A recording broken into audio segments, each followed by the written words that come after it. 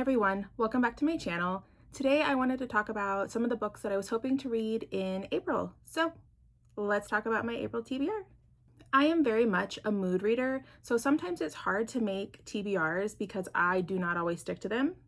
But there are some books that I do need to get to in the month of April. So I thought that we would go over them today, maybe talk about some new releases that are coming out in the month of April, and kind of figure out a loose TBR for next month.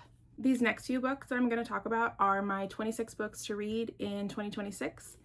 And in April, I'm going to read The Martian by Andy Weir, The Martian Chronicles by Ray Bradbury, and the third one that I'm going to read is The Jinbad of Shantipur by Sumit Basu. It's kind of a sci-fi heavy month in regards to my 26 books in 2026 list. Another book that I need to read in April is my in-person book club book, and that is The Weather Girl by Rachel Lynn Solomon. And I need to read that in like the first week of April because book club is the second week of April. I do have several Libby holds that I either just got or should be getting throughout the month of April.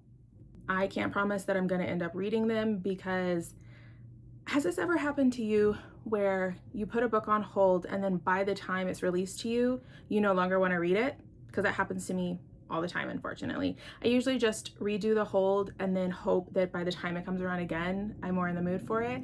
Books that I either have right now out from Libby or that I'll be getting in the month of April are The City of Last Chances by Adrian Tchaikovsky, The Fifth Season by N.K. Jemisin, How to Be Okay When Nothing Is Okay by Jenny Lawson. I've actually read 3 other books by her and I really enjoyed this one. It's like a nonfiction, not a memoir, not a self-help, but it has really good neurodivergency representation in it. And so I really enjoy listening, and she's hilarious. She's hilarious, so I always enjoy reading her books. I also should be getting Hell's Heart by Alexis Hall. And I also should be getting Void Verse by Damien Aubert. City of Last Chances is a fantasy novel, and it's about this world that's been conquered by this, I think, like a religious sect, and they're very oppressive towards the people there. I think a lot of people are very impoverished, and it's very authoritarian feeling. It's surrounded by the Anchor Woods, and I guess there's like magical properties in the woods. I'm not exactly sure what, but it sounds like they're magical properties. The last line says, Ilmar, some say, is the worst place in the world and the gateway to 1,000 worst places. So I'm interested to read it. I haven't read a lot of his fantasy. I normally read more of Adrian Tchaikovsky's sci-fi, but I am interested in this one.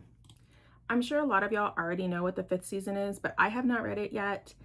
This takes place on a world that has like a supercontinent named the Stillness. And I think it follows like 3 women who might have the ability to manipulate the weather, or it sounds like they may have the ability to manipulate the geological forces. There are these apocalyptic events called seasons that wreak havoc on this supercontinent. I think the world is like on the brink of collapse, and hopefully somehow these women will do something to save it. It's been on my hold for a while and I keep returning it, so I'm gonna give it a try and see what I think. Void Verse by Damien Aubert. It says, when the sinker was a child, her home was destroyed by the construct, a floating machine that consumes all in its path. To survive, she fled into the void, a seemingly infinite nothingness where few dare to venture, filled with floating, vertically stacked rocks. Some of these rocks are giant magnets, some burn with eternal flame, and some are influenced by the presence of seemingly magical objects, anomalies that defy physical laws. For half a lifetime, the sinker has been wandering the void on a quest for knowledge, for understanding, and for peace. But when rumors reach her that the construct is near again, she knows fate has come full circle. With the help of Crooked Arm, the heir to a shattered throne, who happens to possess the most powerful anomaly of all, the 2 of them set out on a mission to end the tyranny of the construct forever. So it sounded interesting to me, and it's one of my holds on Libby. Hell's Heart has kind of been described as Moby Dick in space, and I'm not sure what that means exactly. I just know that I want to read it.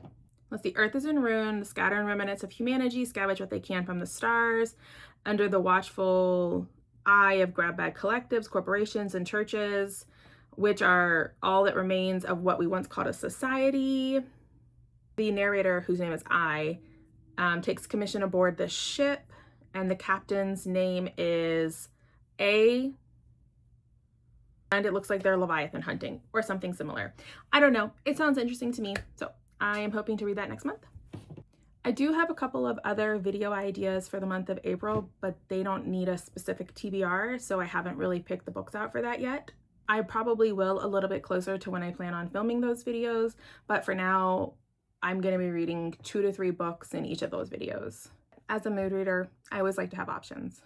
There are also a ton of new releases coming out in the month of April. I have pre-ordered a few of them, but also a few of them I have notifications up on Libby so that when they do come out, I can either get in line or borrow them to see if I'm gonna like them. I definitely will not be reading all of these new releases in the month of April, but I'm hoping to get to 2 or 3 of them. And the new releases that I think, for me, I'm most excited about are, okay, I'm gonna look it up because really, how to pronounce cleaver. Cleaver? No. Hi, my name is Marcus Cleaver. Pronounced like cleaver, like a knife. Okay. The Caretaker by Marcus Cleaver. Death Meets Cute by Jay Penner. The Book Witch by Meg Schaefer. Yesteryear by Carol Claire Burke. Molka by Monica Kim. If you read Bat Eater and Other Names for Cora Zhang last year, this is the same author, and I'm really excited to read this one. We Burn So Bright by TJ Klune. The Impossible Garden of Clara Thorne by Summer in England. And The Antiquarian's Object of Desire by India Holton. That is the 3rd in the series. Cat. Psst, psst. What are you doing? Ma'am. Okay, jumping. A lot of these books are actually coming out towards the end of the month, so I'm sure that I'm probably going to end up reading some of them in May because I don't think I can get to 4 or 5, 6 of them in the last week and a half of the month. Do we want to talk about what each of them is about? Let's see. The Caretaker is about a woman who sees an ad for a caretaker, and it was like really good pay for only 3 days of work, and it seems too good to be true, but it sounds like she like really needs money, and so she answers the ad. It says that a peculiar side gig turns into a waking nightmare, and then the blurb ends with follow the rights, follow the rights, follow the rights. Super creepy. He is the author who wrote We Used to Live Here, and my understanding is that they take place in the same universe, but it's not a continuation of that story. So I don't think you need to read one to read the other. So Death Meets Cute looks like it's about this girl named Iris who wants to be like really bad, like a big bad villain. But then I guess her sister kind of usurps her and does something really bad to like make everything seem over the top. And she's kind of like, ugh, she took the limelight. It sounds like after her sister does that, she like leaves and goes to a little small town to build up her own villain story, and her bodyguard disappears, and so she has to get a new bodyguard, and I think they're gonna catch feelings, so it's like a bodyguard romance, except he sounds like he's a very like gentle soul, so maybe she won't end up being as villainous. I really like Jay Penner. She also wrote the Fellowship of Bakers and Magic, so I'm interested to see how this book is. The Book Witch kind of sounds like it's about this girl whose job is to make sure that storybook characters don't come out of stories, and like she can go into them, but they have to like keep the characters in, and it sounds like characters escape, and so she has to track them down or something like that. It kind of reminds me of The Air Affair by Jasper Fforde, so we'll see if there's enough difference in there, but it does sound interesting. Yesteryear, that one sounded creepy, right? Yesteryear, I believe this is the one where there's like a woman who is a trad wife influencer, and she has this picture perfectly curated life. She has a lot of followers, and so she represents the really like traditional values, and then I think she gets transported like to the 1800s and realizes that maybe it wasn't better back then, and it's, my understanding is like her time there. She's not sure how she got there. She doesn't know if this is like a reality show, if like God or the devil sent her. And so I think it's her trying to figure out how she got there and maybe how to get home. I don't know. The last couple of lines of the blurb sound intriguing. It says, when Natalie suffers a brain injury in the woods, she realizes two things. This is not her beautiful life, and she must escape by any means necessary. So that is intriguing. That is probably one that I will borrow from the library to see how it is. Molka, I've seen a lot of early reviews for this. It's been getting glowing reviews. It's about this girl and her boyfriend who end up with a private video going public from a spy cam, and like he bounces and just leaves her to deal with the ramifications of this video being leaked all on her own. And then there's also this security guard who like has his sights on her, and we find out that like he is one of those guys who puts these spy cameras up, because Molka is like the Korean name for these spy cameras where men will put them like in women's bathrooms, where you can see like inappropriate angles and filming people without their consent. Her life, I guess, starts to unravel, and she becomes like the sole focus of this security guard's obsession. The last line says, her desire for vengeance is insatiable, and she will not rest until the men who have wronged her pay with blood. So yes, sign me up. I am hoping to get to that one next month for sure. We Burn So Bright is about this couple who've been together for like 40 years, I think. There is a wandering black hole that apparently is gonna like suck up Earth and nobody's gonna survive. And so this couple's decided to make a cross-country trip. They are on a race against the clock to make it from Maine to Washington State to take care of some unfinished business before it's all over. And I think it's the journey, maybe they reflect on like their 40-year relationship, things maybe left unsaid that need to be said. I don't know.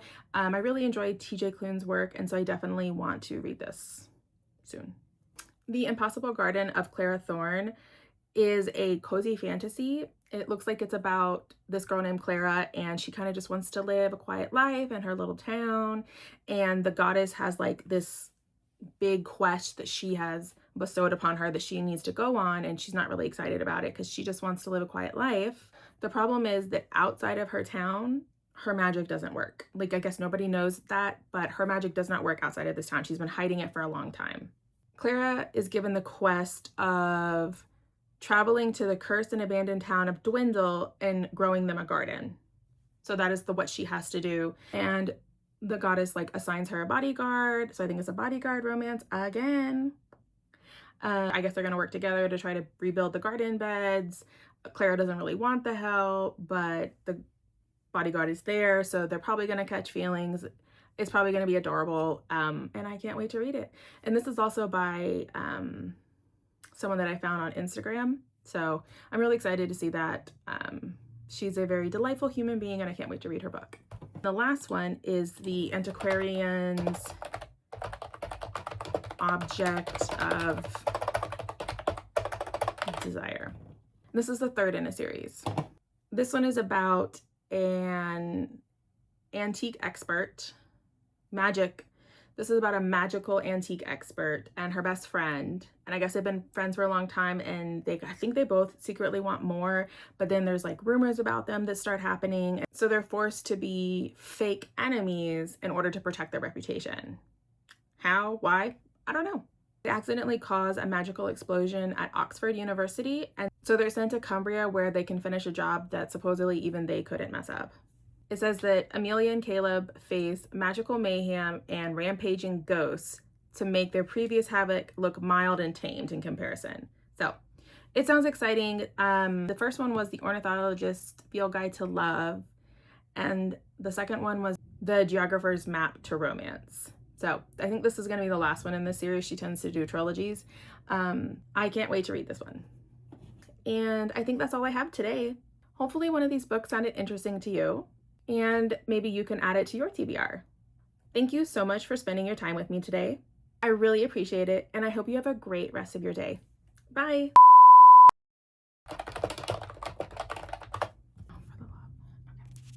It's kind of a hi-fi. But here are the books. Can you hear the trash man? Didn't he know I was trying to film right now? Come on. Sign me up. Reasons. What are the reasons? What's to say? Not me. Cute. Clearer. The f***? Clearer. Cat. Psst. What are you doing? Typity type. Oh, interesting. I can't rate. I don't like any of that. That doesn't all seem right.